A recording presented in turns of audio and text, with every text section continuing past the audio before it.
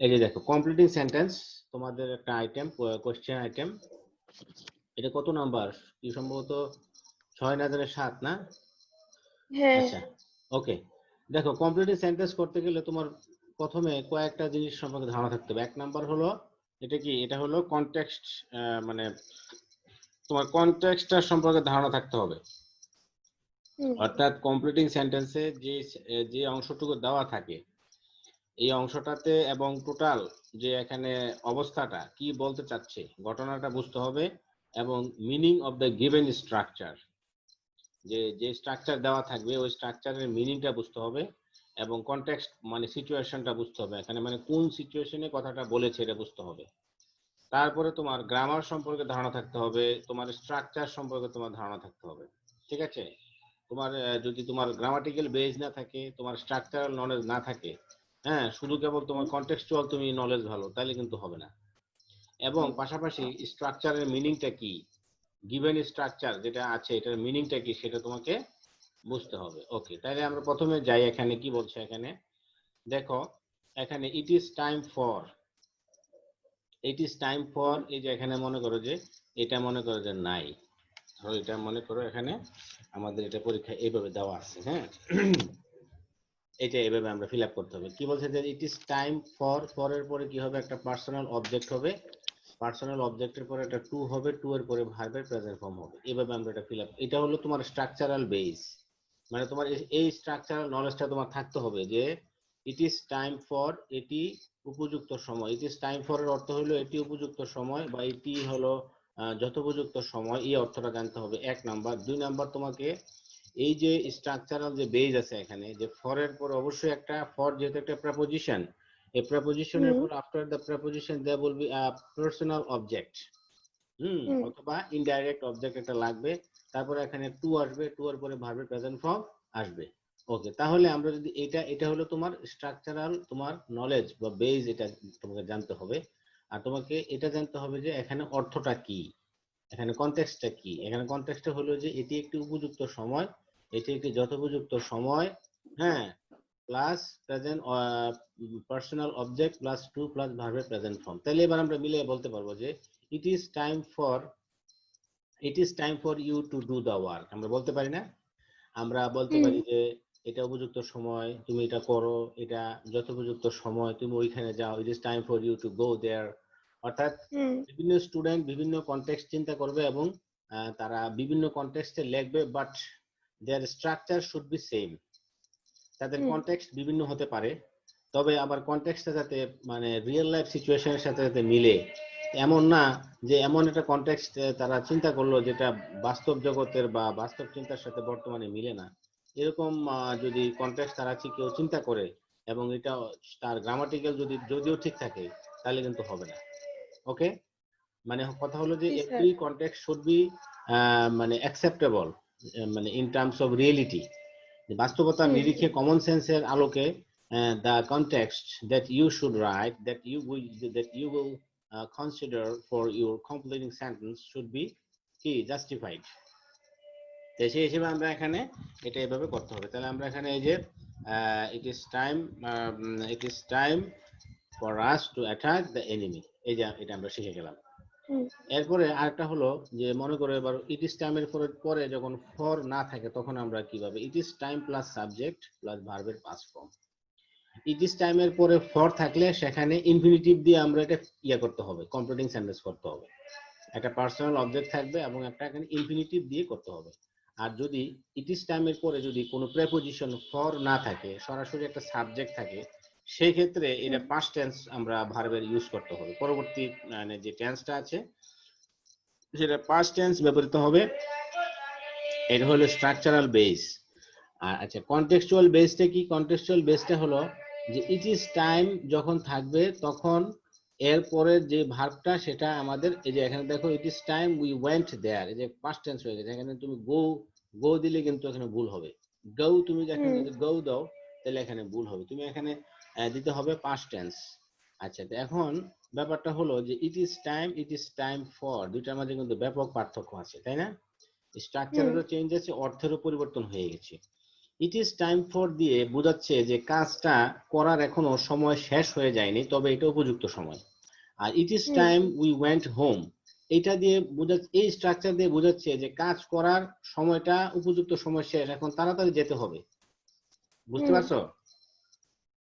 দুইটা স্ট্রাকচারের অর্থের পার্থক্য আছে। ইট ইজ টাইম ফর দিয়ে বোঝাচ্ছে যে এটা একটা সময়, উপযুক্ত সময় শেষ হয় নাই, বা এটাই এখন উপযুক্ত সময়, অ্যাটাক করতে হবে, দেরি হইলে সমস্যা।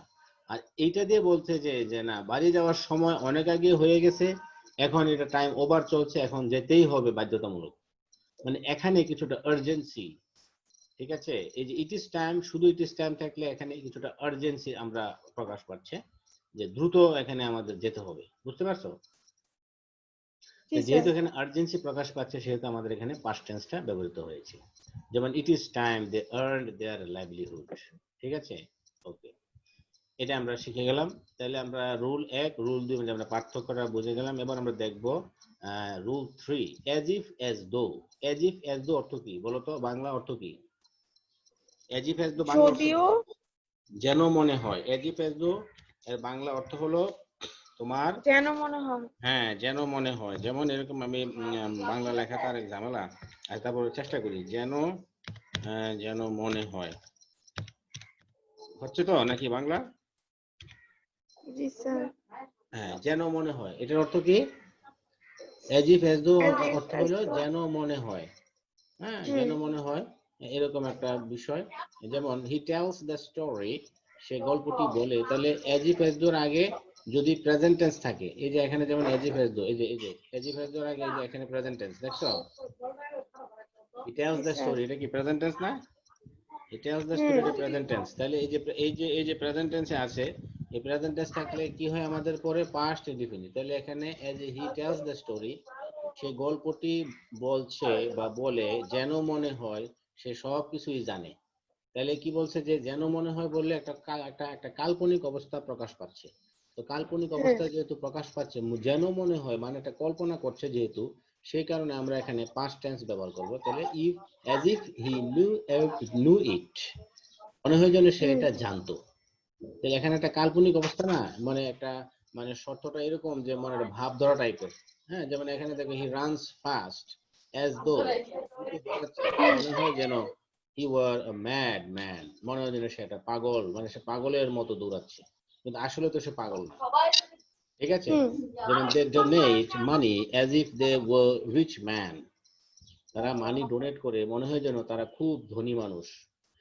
হুম এখানে আরেকটা বিষয় হলো যে মানে অ্যাজ ইফ অ্যাজ ডু এর আগে যদি প্রেজেন্ট টেন্স থাকে, সেক্ষেত্রে যদি মানে অ্যাজ ইফ অ্যাজ ডু এর পরে যদি এরকম প্রিন্সিপাল ভার্ব আসে, যেমন নো হুম নিউ নোন, ঠিক আছে, এরকম আসলে তখন জাস্ট পাস্ট ফর্ম হবে। আর যদি অ্যাজ ইফ অ্যাজ ডু এর পরে যদি তোমার এই যে টু বি ভার্ব আসে, টু বি ভার্ব আসলে কিন্তু এখানে সেটা সিঙ্গুলার না হয়ে প্লুরাল হবে।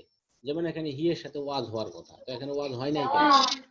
ওয়াজ হয় নাই এই কারণে, যে কারণ হলো যে এখানে কিন্তু আসলে লোকটা পাগল না, মানে এরকম হুম দৌড়াচ্ছে মনে হয় পাগলের মতো। এই কারণে একটা অসম্ভব কল্পনা যখন করে, কর্তা যখন অসম্ভব কল্পনা করে, when the person thinks of something, when the person imagines, হ্যাঁ, কোনো কিছু হুম কল্পনা করছে বা ভাবছে, এটা আসলে রিয়েলিটি না, তখন সেখানে আমরা হুম টু বি ভার্বের বেলায়, টু বি ভার্ব গুলো কি কি আমরা জানি, এগুলো হলো এমিজার ওয়াজ ওয়্যার। হ্যাঁ, হুম এমিজার ওয়াজ ওয়্যার, এগুলো হলো তোমার হ্যাভ হ্যাজ হ্যাড, এগুলো পরে তবে এগুলো টু হ্যাভ ভার্বের ভিতরে আছে। তাহলে টু বি ভার্ব বলতে আমরা বুঝি এমিজার ওয়াজ ওয়্যার। তো আমরা দেখতে পাচ্ছি যে অ্যাজ ইফ অ্যাজ ডু এর আগে যদি প্রেজেন্ট টেন্স থাকে, এবং এর পরে যদি অ্যাজ ইফ অ্যাজ ডু এর আগে যদি টু বি ভার্ব আসে, অবশ্যই এখানে হুম পাস্ট টেন্স হবে। তবে সেটা পাস্ট টেন্স টু বি ভার্বের বেলায় সেটা পাস্ট টেন্স তো হবে, তবে টু বি ভার্বের বেলায় সেটা সিঙ্গুলার না থেকে সেটা প্লুরাল হয়ে যাবে। যেমন এখানে হি এর সাথে ওয়াজ হওয়ার কথা ছিল, কিন্তু আমরা এখানে ওয়াজ না হয়ে এখানে কি হয়ে গেল? এখানে ওয়্যার হয়ে গেল। বুঝতে পারছো? ওয়ার। হুম, আচ্ছা। তারপরে আমরা রুল নাম্বার 4 এ চলে যাই। রুল নাম্বার 4 এ কি বলছে? যে অ্যাজ ইফ অ্যাজ দো এর আগে যদি এই যে প্রেজেন্ট টেন্স থাকে, পরে হবে পাস্ট টেন্স। আর অ্যাজ ইফ অ্যাজ দো এর আগে যদি কি থাকে? অ্যাজ ইফ অ্যাজ দো এর আগে যদি পাস্ট টেন্স থাকে, তখন কি হবে? Past perfect. বুঝতে পারছো? এই যে এখানে, হ্যাঁ। যেমন এখানে Riyad, Riyad told the story as if he had known it। এই যে এখানে দেখো, এই যে as if এর আগে এই অংশটা কি, এটা হলো পাস্ট টেন্স, তাই না? এটা পাস্ট টেন্স। হ্যাঁ হ্যাঁ, আচ্ছা তাহলে রিয়াদ গল্পটি বলেছিল যেন মনে হয় হি হ্যাড নোন ইট, সে এটা জানতো, তাহলে এখানে পাস্ট পারফেক্ট হয়ে গেল। তো পাস্ট পারফেক্টে আমরা স্ট্রাকচার দিলে সাবজেক্ট প্লাস হ্যাড প্লাস ভার্বের পাস্ট পার্টিসিপল, ঠিক আছে? তাহলে এখন মনে করো পরীক্ষা হলে তোমার এটা দেওয়া নাই, তুমি কি করবা? তুমি তোমার মতো করে কনটেক্সট চিন্তা করে গ্রামাটিক্যাল স্ট্রাকচার মিলাই দিবা। হ্যাঁ যেমন Riyad told the story as if he were a storyteller, আমি এখানে দিলাম as if he were a story teller, as if he were a storyteller, storyteller একসাথে হয় না? আচ্ছা হ্যাঁ একসাথে হয়, as if he were a storyteller। এই যে আমি একটা নতুন একটা স্ট্রাকচার আরে নতুন একটা কনটেক্সট আমি তৈরি করলাম, তবে সেই কনটেক্সটটা আমার মানে বাস্তবতার সাথে কিন্তু মিলে। যে Riyad told the story, Riyad গল্পটি বলেছিল as if মনে হয় যেন you are a storyteller, আর এখানে as if as though অর্থ এখানে আমরা বলেছি যেন মনে হয়, তাই না? আর এখানে এখানে যদি হি ওয়াজ দিই তোর কোনো সমস্যা আছে নাকি? যদি আমি বলি যে Riyad told the story as if he was a story teller, was দিলে প্রবলেম আছে? জি স্যার, কি প্রবলেম বলো তো? এখানে তো যেন মনে হয় আছে, সেজন্য এটা কাল্পনিক টাইপের, সেজন্য এখানে ওয়ার হয়েছে, ওয়াজ হবে না। হ্যাঁ হ্যাঁ, কিন্তু এখানে হ্যাঁ অবশ্যই এখানে ওয়্যার হবে না, কারণ এখানে তো এটা তো পাস্ট টেন্স, আমি তোমার চেক করতেছি, কিন্তু এখানে এটা তো পাস্ট টেন্স, তাহলে ওয়্যার দিলে হবে নাকি? হ্যাঁ পাস্ট ওয়ার পারফেক্ট দিতে দিতে হবে, হবে। পাস্ট পারফেক্ট, তাহলে ওয়্যার কে পাস্ট পারফেক্ট করলে কি হবে? হ্যাড হেডের পরে কি হবে, আর কি আর কিছু হবে? হ্যাড বিন, না। হ্যাঁ হ্যাঁ হ্যাঁ হ্যাঁ, এই যে হেড তো হইলো টেন্সের, তাহলে ওয়্যার এর হ্যাঁ পাস্ট পার্টিসিপল কি? বিন, এই যে বিন, এই যে এটা। এবার ঠিক আছে? হ্যাঁ Riya told the story as if he had been a story teller, এই যে এখন ঠিক আছে, তাই না? আচ্ছা তারপরে এই যে এটা একই অবস্থা, she proceeded as though I had not spoken, okay. আচ্ছা এবার দেখো রুল নাম্বার 5, এটা হলো কন্ডিশনাল সেন্টেন্স, এটা হলো ফার্স্ট কন্ডিশন। তো ফার্স্ট কন্ডিশন এগুলো হলো কি, বাস্তব জীবনে যেগুলো আমরা শর্ত, যেসব শর্ত বাস্তব জীবনে আমরা মনে করি যে মানে সম্ভব, যে যে শর্তগুলো বাস্তব জীবনে পসিবল, ঘটতে পারে, হ্যাঁ, যেগুলো মানে practically it can happen, practically these are viable, these are called I mean if plus present indefinite plus future, that is called first condition। এটাকে আমরা আরেক ভাষায় বলতে পারি এই যে ফার্স্ট, FIRST, ফার্স্ট কন্ডিশন। এই যে আমরা এটাকে কি বলতে পারি? ফার্স্ট কন্ডিশন, প্রথম শর্ত। যে এগুলো এই যে এখানে যে কন্ডিশনটা আছে, এখানে যে কন্ডিশনাল মানে এগুলো কন্ডিশনাল সেন্টেন্স, এই কন্ডিশনটা মানে বাস্তবে প্র্যাকটিক্যালি ভায়াবল। যেমন ইফ ইট রেইনস, যদি বৃষ্টি হয়, উই শ্যাল নট গো, তাহলে এখানে এই যে ই প্লাস প্রেজেন্ট টেন্স, এই যে ইফের পরে কিন্তু প্রেজেন্ট টেন্স, এরপরে কি আসলো? Future tense. এখন প্রশ্ন আসতে পারে যে স্যার ফার্স্ট কন্ডিশন মানে কি? ফার্স্ট কন্ডিশন মানে হলো যে মূল কথাটা হলো যে বেসিক যেটা কথা, ফার্স্ট কন্ডিশন মানে হলো ফার্স্ট কন্ডিশন মানে হলো যে এখানে যে যে ঘটনাটা ঘটবে বা যে শর্তটা থাকবে, দ্যাট ইজ প্র্যাকটিক্যালি অ্যাকসেপ্টেবল, এটার সময় এখনো যায় নাই, ওকে। দ্যাটস ওয়াই তোমাকে এখানে চিন্তা করতে হবে যে কেবল কি ফার্স্ট কন্ডিশন মানেই কি যে if plus present indefinite plus ফিউচারই হবে কেবল? এখানে কি স্ট্রাকচারের ভেরিয়েশন হবে না? হ্যাঁ অবশ্যই হবে। There might be some sort of variety in terms of first condition, right? যেমন এখানে ই প্লাস প্রেজেন্ট হতে পারে, if plus present indefinite plus present indefinite হতে পারে, if plus present plus imperative, if plus imperative plus imperative, if plus present continuous plus imperative, if plus future indefinite plus তোমার present perfect হতে পারে, যে কোনো কিছু। অর্থাৎ তুমি যে কথাটাই বলো না কেন, বাস্তবে যদি এটা মানে যে শর্তটাই একটা তুমি ইনক্লুড করো, যে শর্তটা, যেমন আমি যদি বলি যে ভালো করে পড়াশোনা করো আর না হলে ফেল করবে, হ্যাঁ, তাহলে এই যে ভালো করে পড়াশোনা করো, এটা কি ইম্পারেটিভ না? Study hard if you want to be successful in life, তাহলে এটা কি হলো? ই প্লাস প্রেজেন্ট প্লাস ইম্পারেটিভ না, তাই না? যে আমি যদি বলি যে ধরো এই এক্সাম্পলটা আমি দেই, যদি যে study hard if you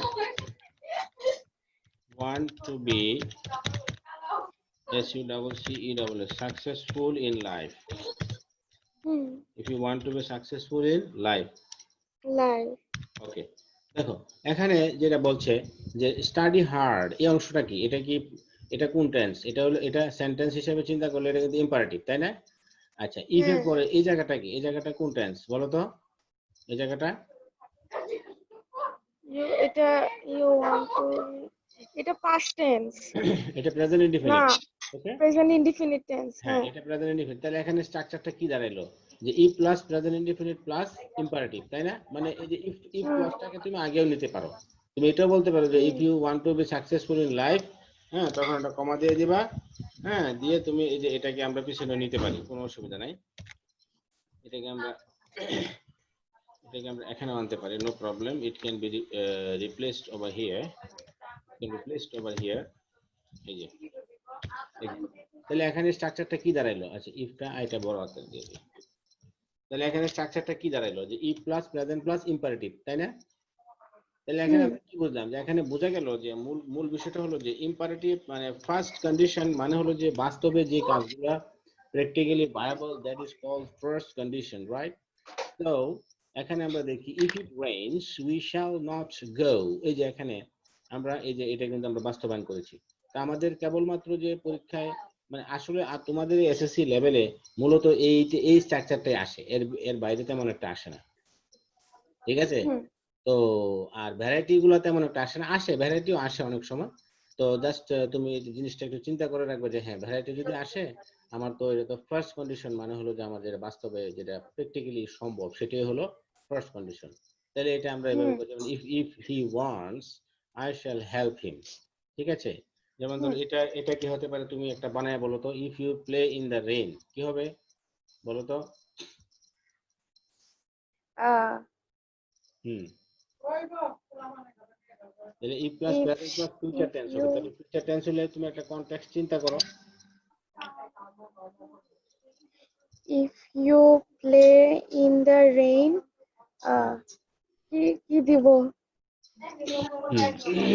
if you play in the rain you will catch cold, অথবা you will কি বলে যে you will get hurt, বৃষ্টিতে you will sleep, you will মানে কি বলে তুমি স্লিপ করে যাবে, তুমি স্লিপ হয়ে পড়ে যাবে, অথবা you will get cold, এটাই আমরা দিয়ে দিই নরমালি, will catch cold, অথবা you will হ্যাঁ এটাই দিয়ে দাও, যে তুমি যদি মানে বৃষ্টিতে খেলো তাহলে তুমি তোমার ঠান্ডা লাগবে, এই যে এটা একটা কন্ডিশন হয়ে গেল আমাদের।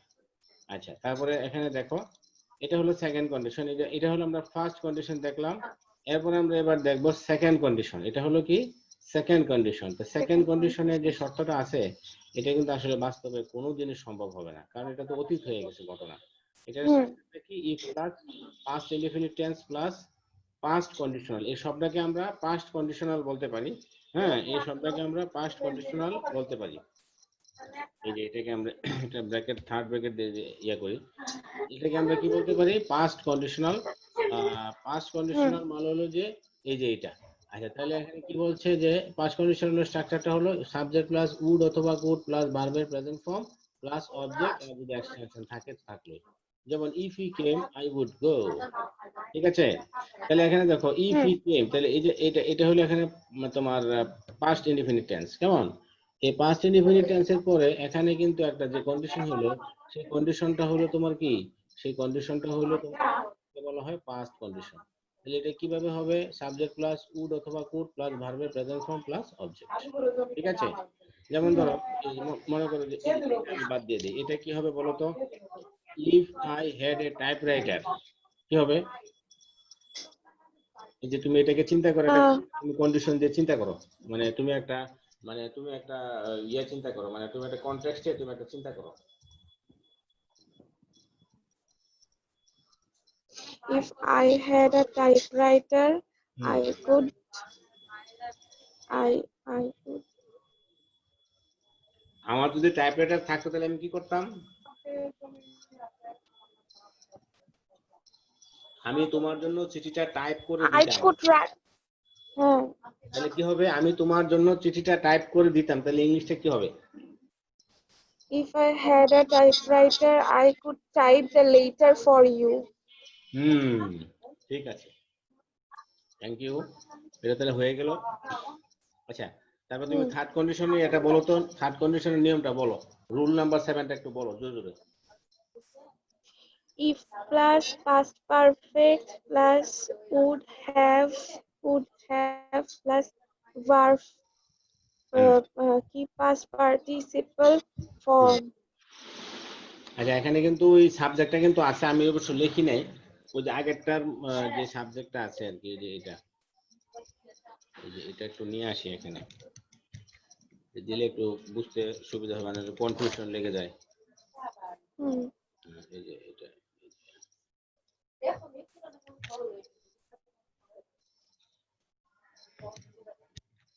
ঠিক আছে। এই যে এটা yes কিন্তু sir. আমাদের এখানে এই যে স্ট্রাকচারটা এটা হলো, মানে ওই যে 5 নাম্বারের বেলাও কিন্তু এগুলো চলে যাবে। হ্যাঁ, 5 নাম্বারের বেলা হুম এখানে বসাই দিয়ে, অবশ্য এটা বসানোটা হয় নাই। বোঝা যায় আসলে এগুলো ওই একই জিনিস তো। হুম সাবজেক্টটা বসাই দিয়ে এটা, এই যে এখানে, ওকে ঠিক আছে। আচ্ছা, দেখো এখানে তাহলে আমরা দেখতে পাচ্ছি কি, রুল নাম্বার 7-এ এটা হলো থার্ড কন্ডিশন। এইটা, এই যে রুল নাম্বার 6, এটা তো সেকেন্ড কন্ডিশন, এটা তো বাস্তবে সম্ভবই না। এইটাও কিন্তু বাস্তবে একবারে অসম্ভব। এই যে রুল নাম্বার 7টাও, এটাও বাস্তবে একেবারেই অসম্ভব। এখানে কি বলছে, if I had seen him I could have told him the news. If plus hmm past perfect, past পারফেক্টে তো আমরা স্ট্রাকচার জানি, সাবজেক্ট প্লাস হ্যাড প্লাস মূল ভাবে পাস্ট পার্টিসিপল প্লাস অবজেক্ট। আর এখানে পাস্ট কন্ডিশনাল, এটাকে বলা হয় কি, এটাকে বলা যায় পাস্ট কন্ডিশনাল স্ট্রাকচার। হ্যাঁ, এখানে যেহেতু হুম ইফ ক্লজের অংশটা একটা আর এটা হলো আরেকটা। তো পাস্ট কন্ডিশনাল স্ট্রাকচারের past conditional, sorry perfect conditional, এটাকে বলা যায় কি, এটাকে বলা যায় পারফেক্ট কন্ডিশনাল। আচ্ছা, আমি একটু নিচে লিখে দিলে মনে ভালো হবে, পারফেক্ট।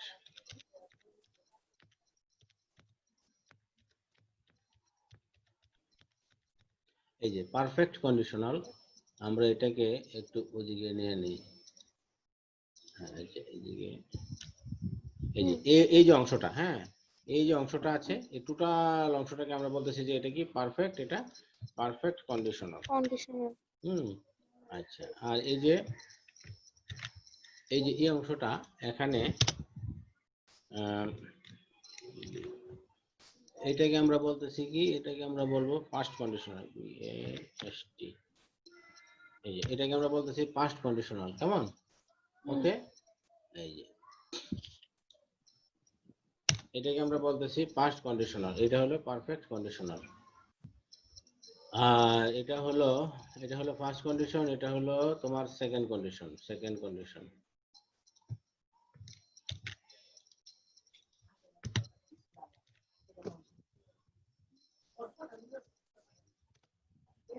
লেখা লাগবে না, দেখো তুমি তো বুঝতেছো তো না? জি স্যার. হ্যাঁ, যাক, বুঝলে আর লেখা লাগবে না। আচ্ছা যাক, এটা ফার্স্ট কন্ডিশন, এটা সেকেন্ড, আর এটা হলো থার্ড কন্ডিশন। আচ্ছা, তাহলে মনে করো যে হুম এটা আমি মনে করো যে লুকাই দিলাম তোমার জন্য, ধরো এটা বাদ দিলাম। এখানে কি হবে বলো, if they had started earlier, তুমি একটা নিজে নিজে একটা কন্ডিশন তৈরি করো এবং বলো, স্ট্রাকচারটা মিলাইয়া বলো। they would have finished the work timely. Yes, good, very good, এটা ঠিক আছে, হুম সুন্দর, খুবই ভালো। আচ্ছা, এবার তুমি এটা বলো, এটা মনে করো যে আম, এটা কি হবে, এখানে তুমি একটা কন্ডিশন বলো, ইফ শি হ্যাড ট্রাইড, হ্যাঁ কি হবে? she would have uh, got success. She would have, Got success. তুমি বলতেছো যে এটা এরকম হবে, শি উড হ্যাভ, কি হবে, success, hmm C double C E got double, success. হ্যাঁ, Got if she had tried she would have success, এই তো। হুম, এটা ঠিক she আছে, would have got success. she would have got, Got success. হুম এখন ঠিক আছে, ঠিক আছে। আর যদি মনে করো যে আমি ঘট না দিতে চাই তাহলে কি দিব? হ্যাঁ, She would have. ধরো আমি গড় দিতে চাই না, ধরো আমি গড়টা দিব না, হ্যাঁ, তাহলে কি দিব? এটাকে আমি ভাগ করে ফেলি। became. ধরো আমি এটাকে ভাগ করে ফেলি, S U double C double E D, double C হ্যাঁ, double E D. D. If she had tried, she would have succeeded in Succeeded. হ্যাঁ। life.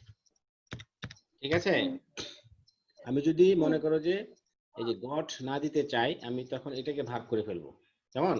হ্যাঁ। ওকে, তাহলে ঠিক আছে, তাহলে আমরা আগেরটাতে ফিরে যাই। ওকে, হুম, আচ্ছা, এরপরে আমরা যাই। এরপরে কি বলা আছে, রুল নাম্বার 8 এ বলা আছে, দেখো এখানে রুল নাম্বার 8 এ বলা আছে যে হেড প্লাস ভার্ব হ্যাঁ। Plus past participle form plus, আচ্ছা মানে হেডের পরে হেড দিয়ে যখন শুরু হবে, মানে কন্ডিশনাল সেন্টেন্সটা, মনে করো যে if hmm, equal to had, যখন মনে করো যে আমরা এখানে দেখেছি ইফ আই হ্যাড সিন হিম, আমি যদি তাকে দেখতাম, I could have told him the news, আমি তাকে খবরটা বলতাম। তো এখন হুম, মনে করো ইফটা এখানে নাই, ইফটা বাদ দিয়ে ওরা করছে কি, এ হ্যাড, এ হ্যাড কে সাবজেক্টের আগে নিয়ে আসছে, যেমন হ্যাড আই সিন হিম, এখানে আমি আমি বলতে হুম, পারতাম ইফ আই হ্যাড সিন হিম, তো এই যে একই একই কথা, ইফ আই হ্যাড সিন হিম অথবা হ্যাড আই সিন হিম, মানে দুইটা হুম, কথা একই, বুঝতে পারছো? হুম। তো দুইটা কথা একই, তো সেই ক্ষেত্রে এটাকে আমরা বলবো, এটা কি, এটা কোন টেন্সে আছে বলো তো, এই জায়গাটা কোন টেন্সে আছে? Had I seen him? হ্যাঁ, হুম, এই জায়গাটা কোন had I টেন্সে আছে? seen him? হ্যাঁ, Had I, এটা হচ্ছে past perfect. হ্যাঁ একটু জোরে বলবা, হ্যাঁ এখানে এটা হলো পাস্ট পারফেক্টে আছে, তাইলে এই যে হ্যাঁ, তাহলে কিন্তু একই ওই আগের নিয়মটার মতোই, মানে এটা কিন্তু এক ধরনের থার্ড কন্ডিশনই, এখানে যে রুলটা আছে না, এটা কিন্তু এই জি রুলটাই স্যার। কিন্তু এই থার্ড কন্ডিশনের জাস্ট একটু চেঞ্জ হলো, যে এখানে ইফটা নাই, ইফটা বাদ গিয়ে এখানে হ্যাড আগে চলে আসছে, বুঝতে পারছো? হ্যাড আই হ্যাঁ, seen him I would have given him the news, এই যে এখানে, হুম, তাহলে এখানে একই অবস্থা, যে হ্যাড আই সিন হিম, এই যে এখানে পাস্ট পারফেক্ট, এই পাস্ট পারফেক্টের পরে আমাদের এখানে কি পাস্ট পারফেক্ট কন্ডিশনাল, ওই যে এটা হবে, ওই যে এখানে সাবজেক্টটা যুক্ত হবে, আমি করিনি আর কি, আর অবজেক্ট গুলো এক্সটেনশন গুলো এখানে যুক্ত হবে, বুঝতে পারছো? জি এই যে স্যার। এইভাবে হয়ে যাবে, হ্যাঁ। তাইলে তুমি দেখো এটা কি হতে পারে, তুমি বলো দেখি, এটা কি হবে, হ্যাড হি ওয়ান্টেড, এটা কি হবে বলো তো, নিজের মতো করে একটা একটা Had কন্টেক্সট তৈরি he করো, wanted? তুমি বানাও।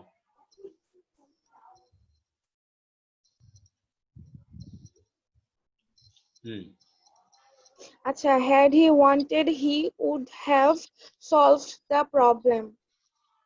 হি would have solve Solved the the problem, problem. হ্যাঁ ঠিক আছে, ভেরি গুড ভেরি গুড, আচ্ছা খুবই সুন্দর, ভালো। আচ্ছা এবার এটা বলো, এটা কি হবে, হ্যাড আই আচ্ছা, পজেসড এ ভাস্ট প্রপার্টি, নিজের মতো করে একটা কন্টেক্সট তৈরি করো, করে তুমি বলো, আমার যদি অনেক সম্পত্তি থাকতো had তাহলে আমি কি I করতাম? possessed a vast property, yeah, I would have, uh, I would have made a school for orphans. I would have made a Made a school for made it a school from for orphans. Orphans, I would have made, আচ্ছা hmm, made না বলে আর আর কি বলা যায়, I মেডও দিলে হবে, I would have hmm, established, I would have হ্যাঁ, সেট আপ, হুম, হ্যাঁ, আই উড হ্যাভ বিল্ট, তৈরি করতাম। হুম, হুম, মেড আসলে বিল্ডিং আমরা বিল্ড করি সাধারণত, হ্যাঁ। হুম, আচ্ছা এইভাবে আমরা বলতে পারি, কোনো অসুবিধা নেই, ভেরি গুড, তোমাকে অসংখ্য ধন্যবাদ এটা পারার জন্য। ওকে, তারপরে দেখো 9 নাম্বার, 9 নাম্বারে কি বলেছে, যে ইফ এর পরে যদি সাবজেক্ট থাকে এবং এরপরে যদি ওয়ার থাকে, were, if I were a king, hmm, এটা মূলত সেকেন্ড কন্ডিশনই, সোজা কথা, হ্যাঁ। If I were a king I could help the poor, মানে এখানে যদি, এই যে এখানে জাস্ট পার্থক্যটা কি, পার্থক্যটা হলো যে যেহেতু এখানে আয়ের সাথে ওয়াজ হওয়ার কথা, এখানে ওয়াজ না হয় এখানে ওয়ার হলো, ওই হুম। যে সাবজাংটিভ মুড, কর্তা যখন অসম্ভব কল্পনা করে তখন এটা সে সাবজাংটিভ মুড এসে হয়ে যায়, তাহলে এটা কি হবে বলো তো, ইফ আই ওয়ার ইউ, কি হবে এটা বলো? If I were you, hmm, I would, hmm, I would never আমি did this. work. হ্যাঁ, I would Never did this work. Never. Nah. I would never do that work. I would never do the Work. ওকে, ঠিক আছে। আমি যদি তুমি হতাম তাহলে আমি কখনোই এই কাজটা করতাম না, তাই না? Okay, hmm. Fine, that's good. Okay, তারপরে আমাদের কি আছে? Rule number 10। রুল নাম্বার 10 এ কি আছে এখানে দেখো, ধরো দুইটা সেন্টেন্স এখানে, দুইটা মানে মানে পোরশন, এই যে একটা এ একটা পোরশন, এ একটা পোরশন, হ্যাঁ, এই দুইটা পোরশনের মাঝে একটা মনে করো যে একটা কনজাংশন আছে, এই যে when after, যে কোনো একটা হ্যাঁ। কনজাংশন। এখানে কি হবে? হ্যাঁ, এখানে কি হতে পারে? এই যে যেমন এখানে আমি সংক্ষিপ্তভাবে আমি এখানে লিখেছি যে when অথবা আফটার যখন থাকবে কনজাংশন হিসেবে মাঝখানে, যদি প্রেজেন্ট ওয়ান অথবা ফিউচার ওয়ান থাকে, পরে হয়ে যাবে প্রেজেন্ট থ্রি, সোজা হিসাব। যে when অথবা আফটার যখন স্ট্রাকচারে মেইন হিসেবে মানে কনজাংশন হিসেবে মাঝখানে থাকবে, তখন এর আগে যদি প্রেজেন্ট ওয়ান ফিউচার ওয়ান থাকে, তাহলে পরবর্তীতে কি হয়ে যাবে? তোমার প্রেজেন্ট থ্রি। প্রেজেন্ট থ্রি মানে প্রেজেন্ট পারফেক্ট, বুঝাতে পারছি? প্রেজেন্ট ওয়ান মানে প্রেজেন্ট ইনডিফিনিট, ফিউচার ওয়ান মানে ফিউচার ইনডিফিনিট। হ্যাঁ, তাহলে এই যে এখানে দেখো এটা কি হতে পারে বলো তো? যে you can go to sleep, you can go to sleep when. এই যে আমরা কিন্তু শর্ত মিলে গেছে যে এটা কিন্তু কি, এটা কিন্তু প্রেজেন্ট ওয়ান, তাই না? তাহলে কি হবে এখানে বলো তো? হ্যাঁ। তবে তুমি when একটা কনটেক্সট তৈরি করো। You can go to sleep, কি হবে বলো? you can go to sleep when hmm, go to sleep when বাংলায় আগে চিন্তা করো যে তুমি ঘুমাইতে যেতে পারবে কখন?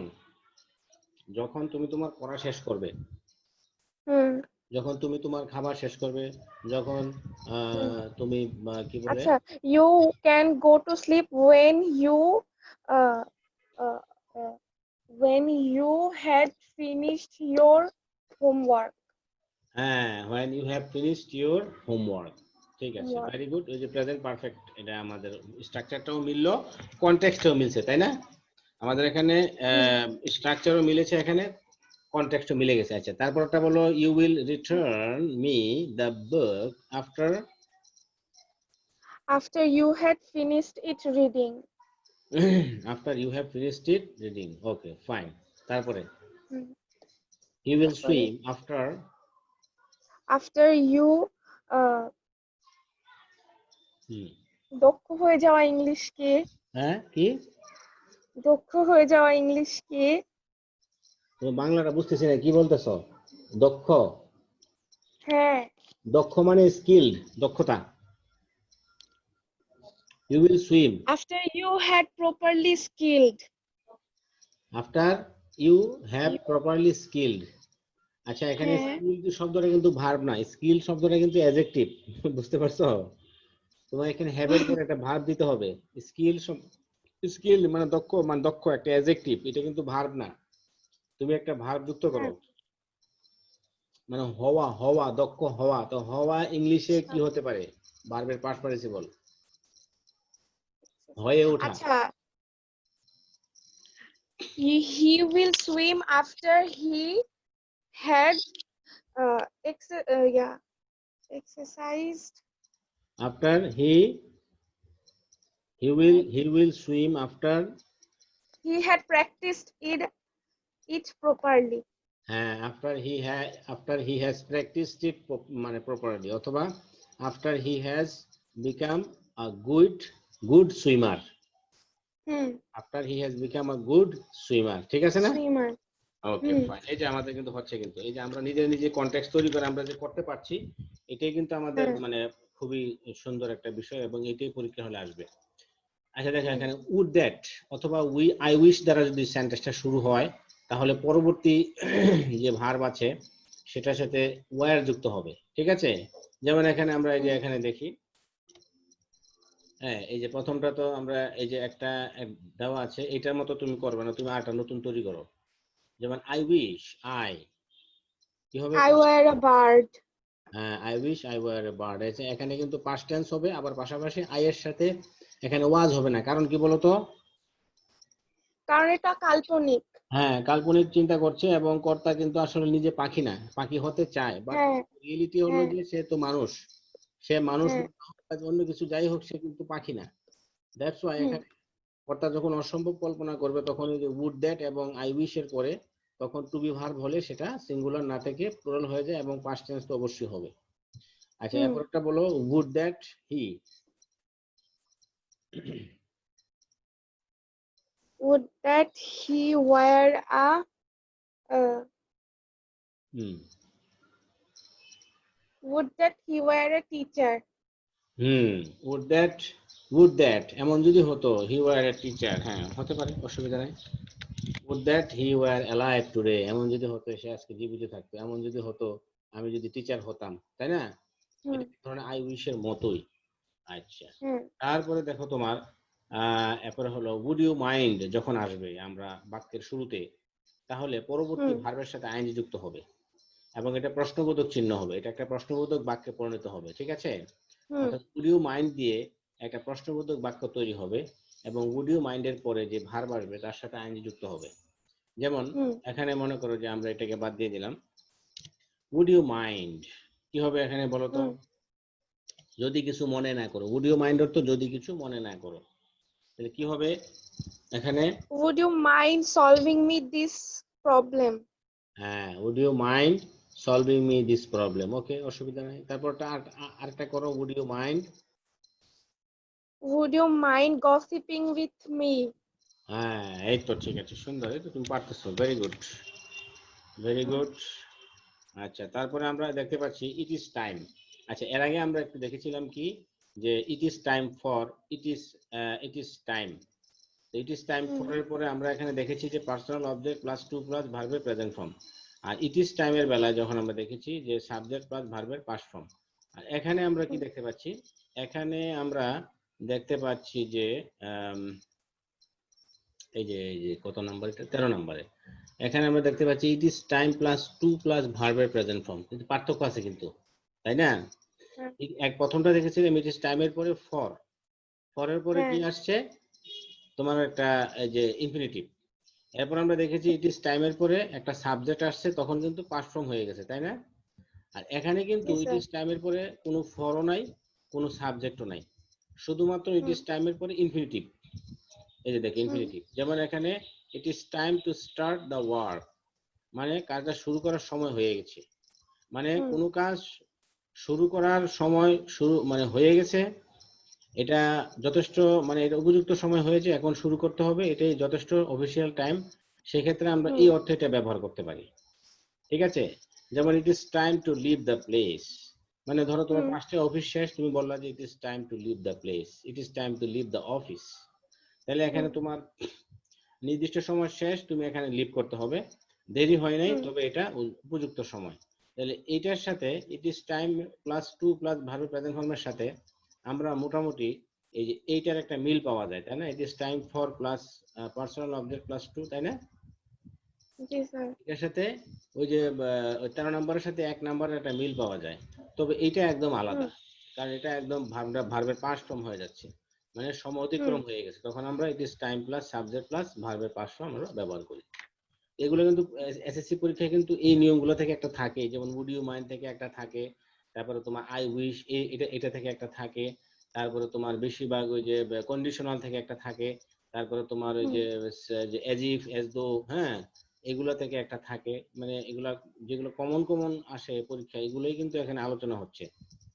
হুম, আচ্ছা, তারপরে আমরা এখানে দেখি, তাহলে আমরা এটা তো বুঝতে পারলাম 13 নাম্বারটা। এবার জি দেখো স্যার। 14 নাম্বার, 14 নাম্বারের জিনিসটা আমরা একটু দেখি এখানে। এখানে কি বলছে যে সো মাচ অথবা সো মেনি থাকলে দ্যাট যুক্ত হবে, তারপরে প্রথম সাবজেক্টটা আবার হবে এবং ক্যানট, ক্যান অথবা ক্যানট। হ্যাঁ, আচ্ছা, হুম, যেমন you have so much intelligence, তোমার অনেক বুদ্ধি আছে, তোমার এতই হুম, বুদ্ধি আছে যে, সো মাচ তোমার এতই বুদ্ধি আছে যে, তাহলে কি হবে? তোমার এত বুদ্ধি, তোমার এত বুদ্ধি, এটার অর্থ হলো হ্যাঁ, যে তোমার এত বুদ্ধি, হ্যাঁ, দ্যাট কিন্তু দেয় নাই, তুমি দিতে হবে, তোমার এত বুদ্ধি, হ্যাঁ, কি হবে এটা বলো তো? এভাবে এটা If কমপ্লিট করো। you have so much intelligence that you can do this math. You can do this math easily, তাই না? Hmm, হ্যাঁ, you hmm, can do this math easily, ঠিক আছে। easily. আচ্ছা, এবার এটা কি হবে বলো? There are so many problems That you can solve. Uh, you can solve very early. হ্যাঁ, you can solve the problems, হ্যাঁ, you can solve those very early. আচ্ছা, you have so much money, কি হবে তোমার এত টাকা, হুম, And you have কি হবে? so much money that you can. হুম। এটাতে কি দিব? আচ্ছা, এর আগেরটা একটু মনে হয় একটু বুঝতে হবে। দেয়ার আর সো মেনি প্রবলেমস, অনেক সমস্যা হ্যাঁ, এখানে আছে। এটা তুমি কি হ্যাঁ। বলছিলা? There are so many problems that you can solve এখানে solve কেন হবে না those. কেন হবে? এত সমস্যা, হ্যাঁ, এটা কি ক্যান হবে না কেন হবে বলো তো? দেয়ার আর সো মেনি প্রবলেমস, এত প্রবলেম এখানে, মানে প্রবলেম অনেক বেশি। cannot হবে, cannot. হ্যাঁ, এটা কিন্তু খেয়াল রাখতে হবে। এটা কিন্তু খেয়াল রাখতে হবে, এখানে কিন্তু দুইটা হতে পারে, ক্যান অথবা ক্যানট। তো এখানে হ্যাঁ, এটা তো মানে কি, এটা তো বলতেছে যে অনেক এত সমস্যা। সমস্যা আছে যে আমি এগুলো সমাধান করতে পারছি না, তাহলে ক্যানট হবে। হুম। তারপরটা বলো, you have so much money.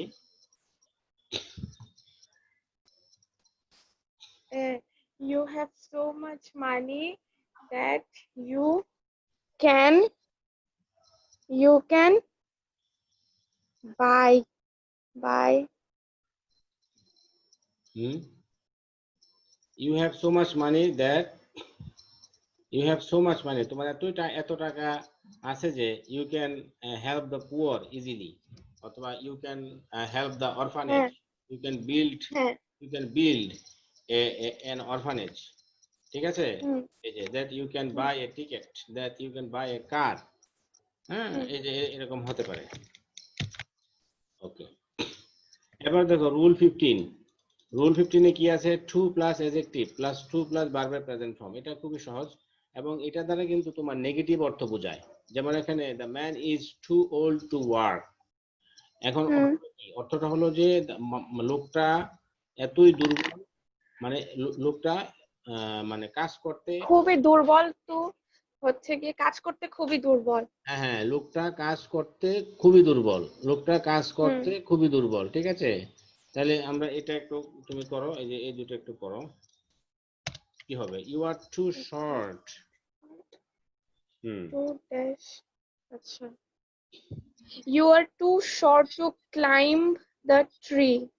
Good, very good, আর থ্যাংক ইউ। তারপরটা বলো। তারপরে he is too dishonest. Hmm, He is too dishonest to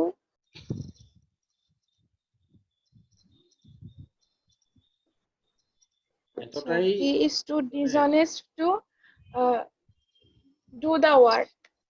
হ্যাঁ, he is too dishonest to do the, কাজটি করার ক্ষেত্রে মানে খুবই অসৎ সে, কাজটি হুম, করে টু স্পিক দ্য ট্রুথ, অথবা he is too dishonest to believe, তাকে বিশ্বাস করা হুম, যায় না, মানে এতটা অসৎ মানুষ যে তাকে বিশ্বাস করা বড় মুশকিল। হ্যাঁ, আচ্ছা, ঠিক হুম, আছে।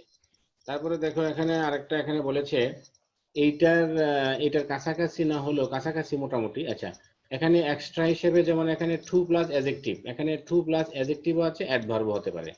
তারপরে এখানে হুম, ফর নাই, কিন্তু এখানে একটা ফর আছে।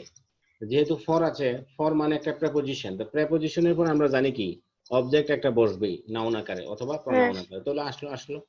এবারে বাকি হুম, অংশটা কিন্তু এটার মতো, এই যে এখানে টু প্লাস ভার্বের প্রেজেন্ট ফর্ম, এখানে কিন্তু ভার্বের প্রেজেন্ট ফর্ম। ওকে, তাহলে হুম, আমরা দেখি the load is too heavy for me to carry, যে হ্যাঁ, লোডটা এত বেশি যে আমি এটা ক্যারি করতে পারছি না, ঠিক আছে?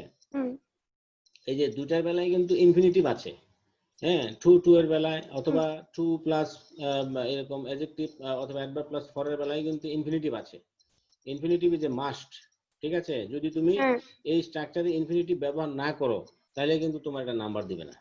You have to use hmm, infinitive in this structures. আচ্ছা, the problem was too hard for them to solve. solve আচ্ছা, এইটা বলো কি হবে? It is too interesting for us. for us to এটা অনেক ইন্টারেস্টিং আমাদের জন্য যে আমরা এটা মানে কতটা ইন্টারেস্টিং হলে কি করতে পারি না আমরা আচ্ছা আমরা it ইগনোর is করতে too পারি না interesting for us to ignore না ইগনোর শেষ আর কিছু to লাগবে না ignore হ্যাঁ হ্যাঁ টু ইগনোর দিয়েই কিন্তু শেষ এই যে ইনফিনিটিভ ঠিক আছে যেমন এটাকে আমরা কি করতে পারবো অন্য অন্যভাবে করলে তোমার মতো করলে the problem was too hard for them কি হবে মনে করো তুমি সলভ ব্যবহার করলা না অন্য কি ব্যবহার করতে পারো অন্য the কনটেক্সট কি দিতে problem পারো is too hard for them to the problem was too hard for them কি হবে the problem was too hard for them to figure out মানে সলভ একই কথা হ্যাঁ বুঝতে পারছো ওকে জি স্যার ওকে দেখো আচ্ছা তারপরে 17 নাম্বার দেখো 17 নাম্বারটা কি বলছে এখানে সো প্লাস অ্যাডজেক্টিভ অথবা অ্যাডভার্ব যখন থাকবে এই যে এখানে সো আছে অ্যাডজেক্টিভ আছে এখানে যে কি বলে এখানে অ্যাডজেক্টিভ আছে অনেক অনেক জায়গায় অ্যাডভার্ব থাকবে অ্যাডজেক্টিভ অথবা অ্যাডভার্ব থাকবে তখন দ্যাট হবে তারপর আমাদের ফার্স্ট সাবজেক্ট তারপরে ক্যানট অথবা কুড নট প্লাস ভার্বের প্রেজেন্ট ফর্ম যেমন এখানে আমরা এটাকে ডিলিট করে দেই এটাকে ডিলিট করে দেই আমরা যেমন এখানে কি বলছে the man was so ill এতটাই অসুস্থ এই যে সো এর পরে কিন্তু এখানে adjective the man was so ill that কি হবে বলো that the man cannot the man was so ill that first subject আবার নিয়ে আসবে the man was so ill that he cannot move ঠিক আছে the man was so ill that he cannot the man cannot survive that he cannot survive অথবা that he cannot talk এতটাই অসুস্থ ছিল যে সে কথা বলতে পারছিল না তাই না আচ্ছা ওকে তারপরে দেখো এই যে এটা আমরা করি এটা কি হবে দেখো এটা বলো many farmers are so poor অনেক ফার্মাররা এতটাই গরিব যে কি হবে এখানে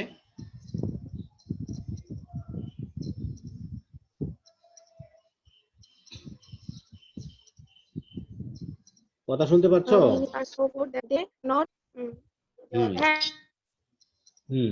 বলো the farmers are so poor many farmers are so poor that they cannot help their family হ্যাঁ that they cannot help them ও তোমাকে যে হোমওয়ার্ক দিছিলাম যে নারেশন গুলো করছিলা হ্যাঁ ইলমা প্যাসেজ নারেশন মানে করেছিলা হ্যাঁ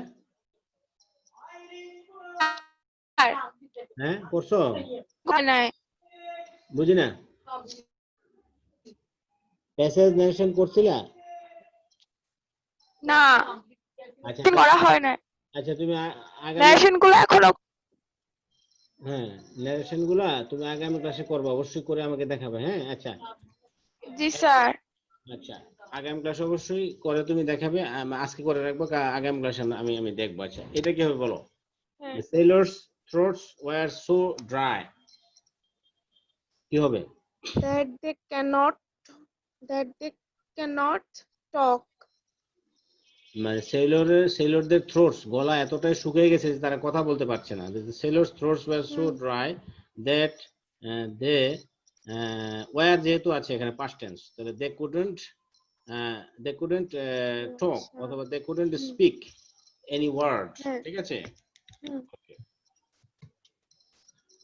ওকে ফাইন তারপরে হলো আমাদের কি আছে এরপরে হলো এই যে এটা so that plus first subject plus can অথবা কুড অথবা মে অথবা মাইট প্লাস ভার্বের প্রেজেন্ট ফর্ম আচ্ছা তাহলে আমরা এটা দেখি এই যে এটা আমরা বাদ দিয়ে দিই যেমন এটা কি হবে বলো the boy reads more so that যাতে কি হয় এখানে স্ট্রাকচার দেওয়া আছে the boy reads more so that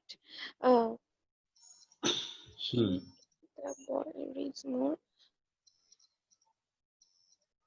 এখানে হবে so that he can pass the examination so that he can pass the examination so that he can হ্যাঁ এই যে এখানে পারা অর্থে ক্যান হবে হ্যাঁ okay so that he can pass the examination.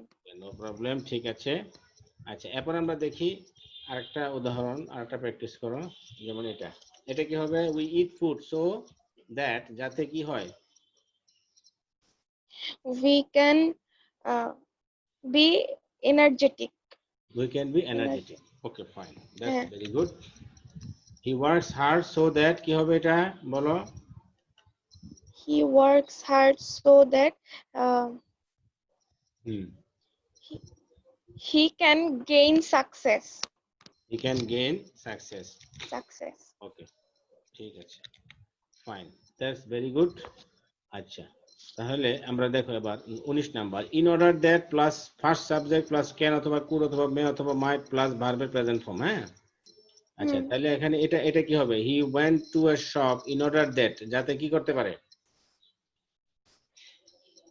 He can hmm, buy his he can buy his, utensils. He can buy, Buy his utensils.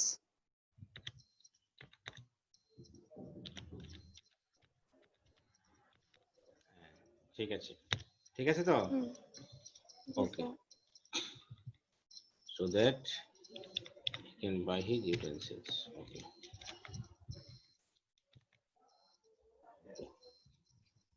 আচ্ছা, তারপরে দেখো লেস্ট থাকলে কি হবে? লেস্ট যদি থাকে তাহলে পরবর্তীতে একটা সাবজেক্ট হবে, তারপরে শুড হবে অথবা মাইটও হতে পারে। আচ্ছা, মাইটটা লেখা নাই। আচ্ছা, মাইট, শুড অথবা মাইট হতে পারে।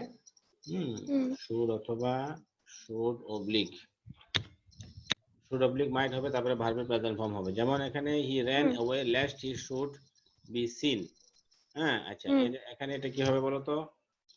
মনে করো এটা রিড lest। হ্যাঁ, রিড ডিলিজেন্টলি, ভালো করে পড়ো, আন্তরিকতার সাথে পড়ো। লেস্ট পাশে ভয় হয়, লেস্ট অর্থ মানে কি? লেস্ট অর্থ মানে ভয় হওয়া। হ্যাঁ, লেস্ট অর্থ মানে যে যদি এমন না হয়, যদি যদি এমন না হয়, এমন এমন না হয়। Read diligently lest you might not fall.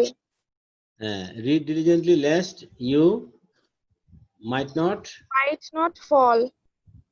Lest you might not fail, অথবা lest you might not lest you might fail। আর একটা জিনিস খেয়াল রাখতে হবে, lest এর পরে কিন্তু কোনো নেগেটিভ কিছু হবে না। ঠিক আছে? হ্যাঁ, lest এর পরে এই যে এখানে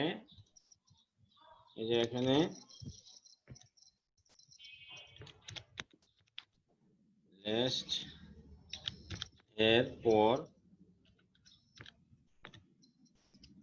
নেগেটিভ ওয়ার্ড থাকবে না।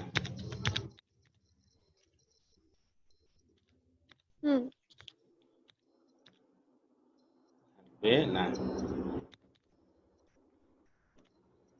ঠিক আছে? বাংলা লেখা বোঝা যায়? জি স্যার। বাংলা লেখা মনে একটু ইমপ্রুভ হয়েছে নাকি? লিখতে অভ্যাস হয়ে যায়, বুঝে না? যাক, আলহামদুলিল্লাহ, আল্লাহ শুকরিয়া। যাক, তাহলে আমরা এটা শিখে গেলাম না? তাহলে এটা হয়ে গেল he ran away lest he should be seen।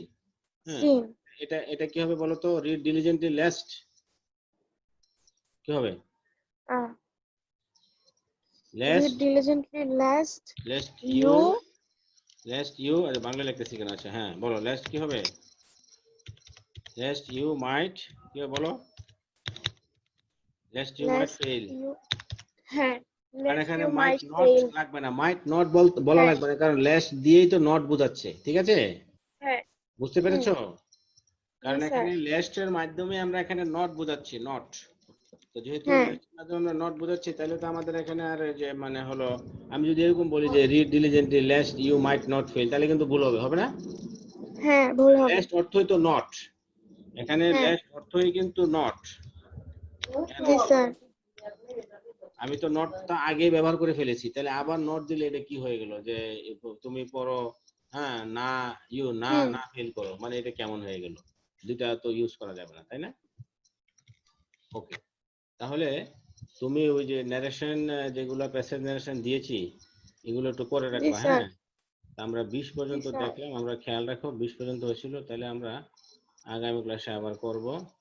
আচ্ছা, এখানে জি দেখি স্যার। এক্সারসাইজ আছে নাকি, এক্সারসাইজ এক্সারসাইজ, আচ্ছা ঠিক আছে, আমি এক্সারসাইজ আছে না তোমার ওই যে হুম যে ইয়াতে আমি পিডিএফ আকারে পাঠাই দিব, কেমন? পিডিএফ আকারে জি পাঠাই স্যার। দিলে তোমার ইয়াতে ওই যে হোয়াটসঅ্যাপে পিডিএফ আকারে মানে কিছু এক্সারসাইজ পাঠাই দিব, তুমি এগুলো প্র্যাকটিস করবা, হ্যাঁ, বা এগুলো করে জি রাখবা, স্যার। আমাকে দেখাবে, কেমন? তো আজকে জি এই পর্যন্ত স্যার। রইলো, ঠিক আছে? হ্যাঁ, জি স্যার। ওকে, ঠিক আছে, ভালো থাকো। আচ্ছা।